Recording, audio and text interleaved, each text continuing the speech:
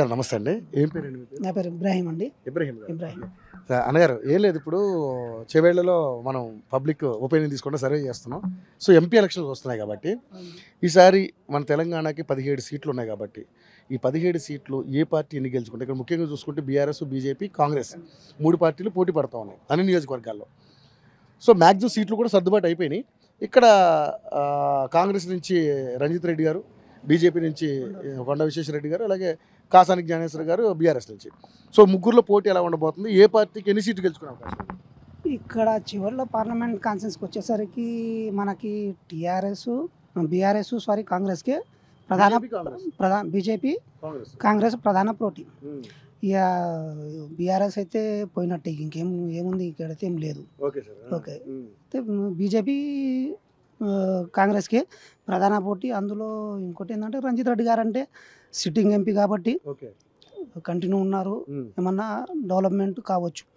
ఎందుకంటే Congress government ruling ఉంది కాబట్టి విధంగా చూసుకుంటే డెవలప్మెంట్ బాగానే ఉంటుంది. రంజిత్ రెడ్డి గారు ఉంటేనే బాగుంటుంది. వ్యక్తిగతంగా అయితే ఎక్కడ కాంట్రవర్సీ లేని లీడర్, ఎక్కడ కూడా ఇప్పటివరకు 5 years లో కూడా చూస్తున్నాం. స్థానికులు కాబట్టి కాంట్రవర్సీ లేకున్నా లేని లీడర్, అందరినీ కలుపుకొని పోయే వ్యక్తి రంజిత్ రెడ్డి గారు. విజిట్ చేస్తాం, వస్తుంటాం. కొండా విశ్వేశ్వరరెడ్డి గారు పోటీ ఉంటుంది, ప్రధాన పోటీ ఇద్దట్లోనే ఉంటుంది పోటీ, కానీ అంత ప్రభావం చూపకపోవచ్చు. బీఆర్ఎస్ కి అయితే ఏం లేదు. బీఆర్ఎస్ కు డిపాజిట్ రావడం కూడా కష్టమే.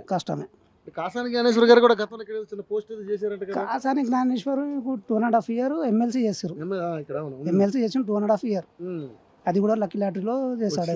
లక్కీ లాటరీలో వచ్చినాము 2.5 years. ఇక అంత పెద్ద ప్రభావం కూడా ఏముండదు కాసాని జ్ఞానేశ్వర్ది.